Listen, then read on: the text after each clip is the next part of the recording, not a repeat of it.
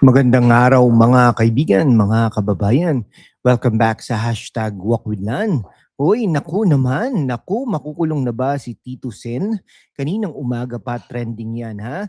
Tito Soto sinampahan ng indirect contempt sa Korte Suprema. Ano ito? Teleserye ba ito o totoong politika?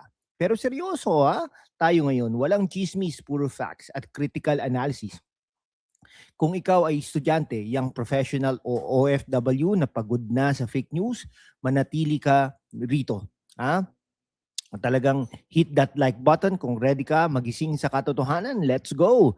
Una, balik tayo sa root cause. December 2024 to May 2025, nag-file ng impeachment versus VP Sara Duterte, pero ang Supreme Court and Bank sa final resolution nila recently upheld with finality, declared the articles of impeachment unconstitutional. Bakit?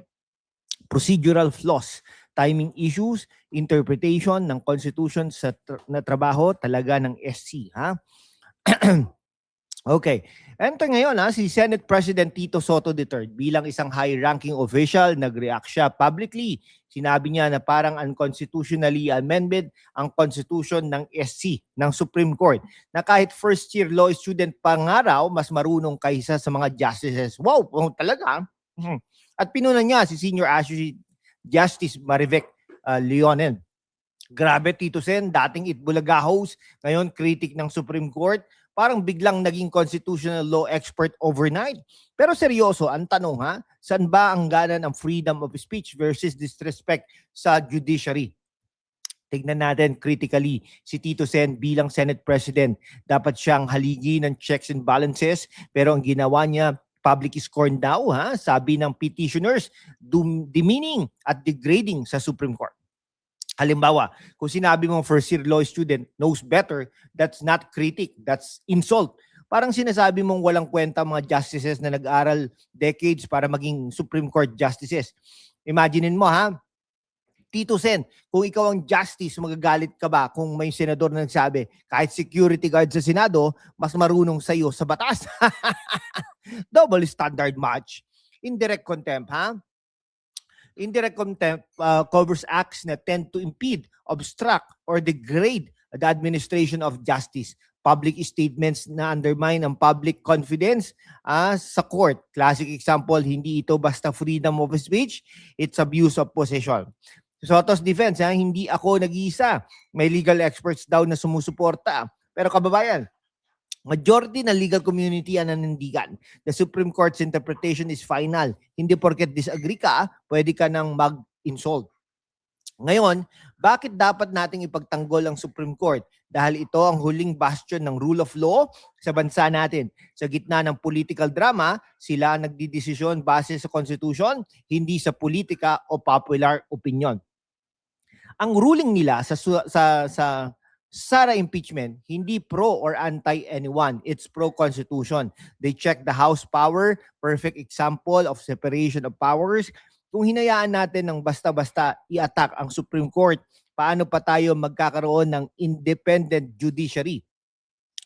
O para sa mga kabataan, imagine niyo ang Supreme Court bilang referee sa basketball game, kahit magalit ang players o coaches like Tito Sen, kapag sinabi ng ref, foul yon na yon Hindi pwedeng sabihin, first year yung player na mas magaling mag-ref Hindi bro, respect the game.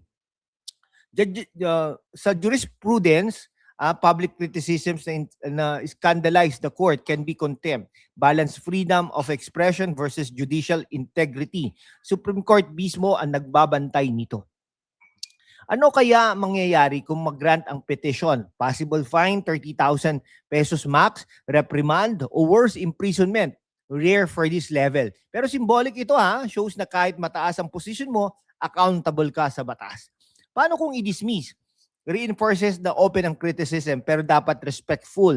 Tito Sen, next time critic the ruling, hindi ang justices personally. Kayo ba, agree kayo kay Tito Sen na overreach ang Supreme Court? Or tama ang petitioners na lumampas na siya? Comment down below. Let's discuss this intelligently. Mga kababayan, sa mundo kung saan ang kasinungalingan ay nangingibabaw, ang katotohanan ang unang sinisikil. Pero kasama kayo ha, magpapatuloy tayo sa laban. Walang takot, walang kinikilingan at laging handa para sa bayan. Sumali na sa aking YouTube channel membership sa hashtag #WalkWithLan at tulungan natin ang channel na maabot ang 100,000 subscribers. Ang inyong suporta ang susi sa kalayaan natin para ipagpatuloy ang pagbabalita ng katotohanan. Salamat sa lahat ng mga sumusuporta dito sa ating channel sa iba't ibang mga dako ng bansa, Canada, Australia, US, Middle East, sa Saudi Arabia po, sa United Arab Emirates, sa lahat po.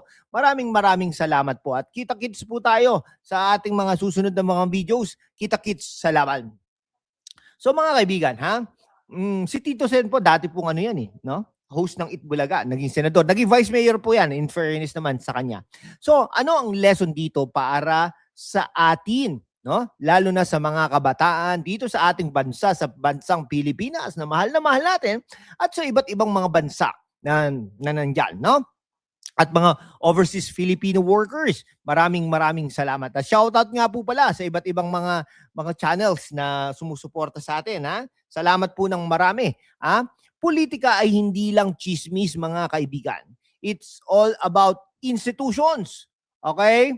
Yan, kunwari, Senate of the Philippines, House of Representatives, Office of the Vice President, Office of the President, Supreme Court of the Philippines, etc. Ito po, institusyon.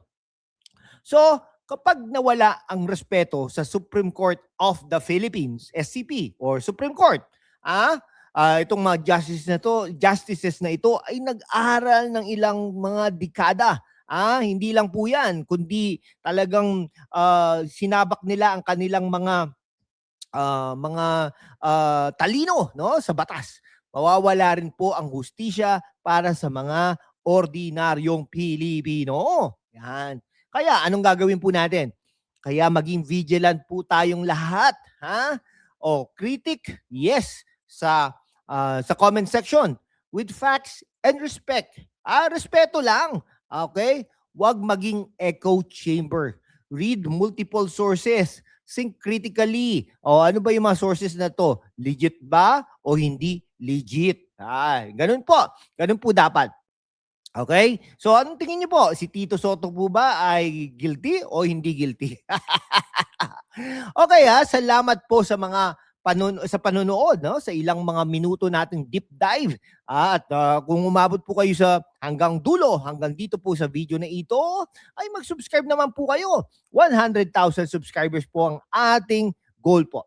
Kung natuto kayo, like, subscribe, share, bell on para sa next episodes. Okay. Ano sa tingin ninyo? Makukulong ba talaga si Tito Sen? Comment your smart takes. Hanggang sa muli stay woke, stay informed at laban para sa bayan. This is #WalkWithLan. Peace out. Mabuhay po ang Pilipinas.